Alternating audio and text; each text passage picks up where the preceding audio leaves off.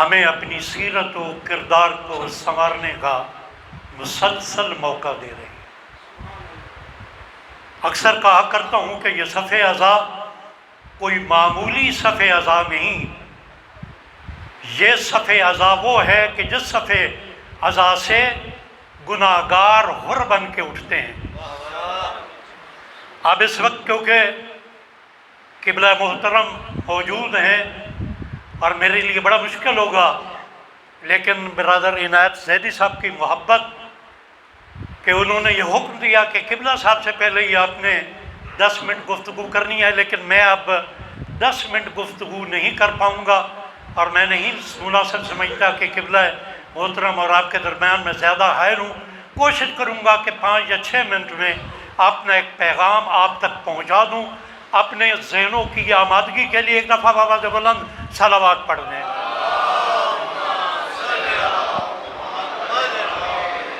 پوری آزاداری اور آزاداری کا پیغام موقوف ہے عاشورہ کے پیغام پہ۔ عاشورہ ہمیں کیا پیغام دیتا ہے؟ بس اس حوالے سے 4 نکات اس میں میرا پیغام ہے، اور اس کے بعد انشاءاللہ بہترین انداز میں مجلس اعضاء قبلہ محترم آپ کی سماعتوں تک پہنچائیں گے۔ عاشورہ، کربلا، قیام حسینی ہمیں 4 نکات کی جانب متوجہ کرتا ہے۔ پہلا نکتہ شہادت طلبی،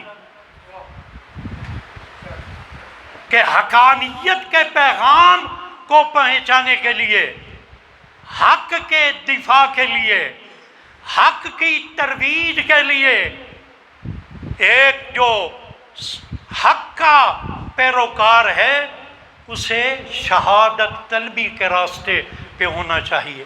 یہ عاشور پیغام دیتی ہے، یہ کربلا پیغام دیتی ہے، یہ مقصد سید الشہداء ہمیں پیغام دیتا ہے۔ پہلا پیغام شہادت طلبی، اور دوسرا پیغام باطل سے مبارزہ۔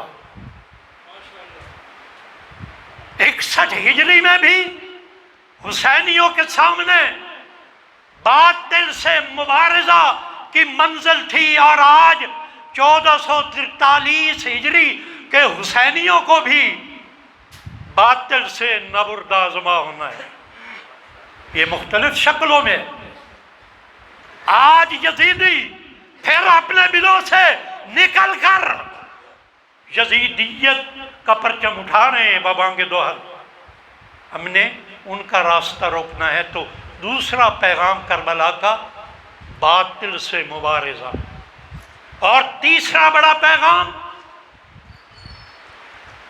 رضائے پروردگار کی پیروی۔ سید الشہداء نے یوم عاشور کو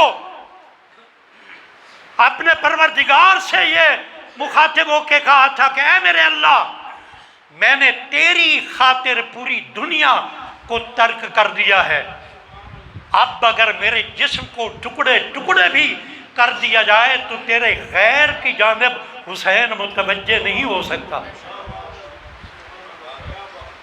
گویا حسین ابن علی کا پیغام ہے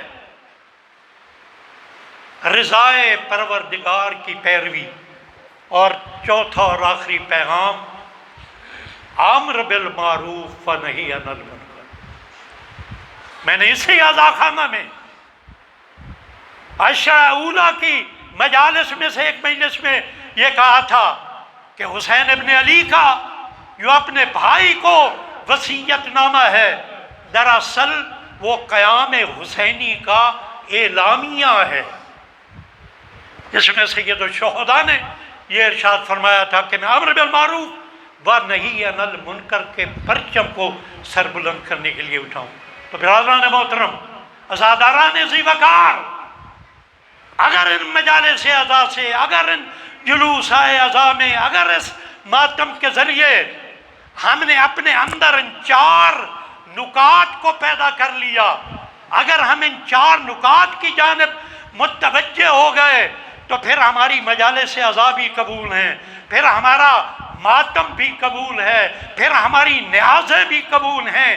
لیکن اگر یہ چار نکات کی جانب ہم متوجہ نہ ہوئے، یہ خاصیتیں ہم نے اپنے اندر نہ پیدا کی، تو پھر بڑی معذرت کے ساتھ پھر حسینیت کا پرچم اٹھا کر چلنے کا ہمیں حق نہیں ہے۔ لہذا میرا یہی پیغام ہے ایک عالم دین کی موجودگی میں کہ اپنے اندر عزاداری مظلوم کربلا اور عزاداری مظلوم کربلا یہ اس سے متصادم یہ چیز نہیں ہے۔ لوگ سمجھتے ہیں کہ یہ بات کر رہا ہے تو اس کے اندر عزاداری کی کوئی مخالفت ہے۔ اسی مقام پہ کہہ چکا ہوں کہ آیت اللہ مراشی نجفی جیسی جید شخصیت نے یہ کہا تھا کہ جب میں مر جاؤں تو میرے کفن میں میرا وہ رومال رکھنا کہ جسے 50 سال میں نے عزاداری مظلوم کربلا میں بہائے جانے والے آنسوؤں کے لیے استعمال کیا ہے۔ عزاداری مظلوم کربلا ہماری شہ-رگ حیات ہے۔ اور بس آخری جملے، کربلا حسینی گزر گئی، اب کربلا زینب السجاد ہے۔ میں صرف 2 جملے کہوں گا۔ حسین ابن علی نے اپنی قربانی کے ذریعے 1,24,000 انبیاء کی محنتوں کو بچایا، اور زینب و سجاد نے حسین کی محنتوں کو بچایا۔ بس اسی جملے پہ پیغام دے کے منبر صاحب منبر حقدار منبر کے حوالے کروں گا۔ خدا کی قسم اگر جناب سیدہ زینب سلام اللہ علیہا اور سید سجاد اگر نہ ہوتے تو کربلا میں تحریف کر دی جاتی۔ لیکن ان 2 ہستیوں کا احسان ہے کہ سرکاری مورخوں کے ہاتھ سے قلم چھین کر توڑ دیا اور حسینیت کے پیغام کو محفوظ رکھا۔ اور آخر میں صرف یہی جملہ عظمت جناب سیدہ ثانی زہرا کی خدمت میں پیش کروں گا کہ زینب اس ہستی کو کہتے ہیں جو زمانے کے امام کو بھی دلاسا دے۔ بس عزاداران مظلوم کربلا یہ زینب و سجاد کی سنت ہے، یہ ان کا دیا ہوا ہمیں پیغام ہے عزاداری مظلوم کربلا کا۔ نہ اس میں انحراف ہوگا، نہ اس میں ملاوٹ ہوگی، نہ اس میں بناوٹ ہوگی، یہ خالص پیغام ہے کربلا کا۔ اس صفحہ اعضاء سے یہ پیغام اٹھتا رہے گا۔ اور میں اپنے ان 2 اشعار کے ساتھ قبلہ محترم کو منبر پہ بلاؤں گا کہ میں تاریخ کے بدترین مورخ سے یہ کہوں گا کہ وہ ہمت کر کے کہے، یہ اعلان کرے کہ کربلا میں حسین ناکام ہو گیا اور یزید کامیاب ہو گیا۔ بد سے بدتر مورخ بھی مجبور ہو کر یہ کہے گا کہ ظلمت کی کمانیں ٹوٹ گئیں اور حق کا اثاثہ جیت گیا۔ سب کوفی شامی ہار گئے، سرور کا نواسہ جیت گیا۔ اور شبیر نے نوکے نیزہ پہ قرآن سنا کے بتلایا، تم لاکھوں ہو کے ہار گئے اور ایک پیاسا جیت گیا۔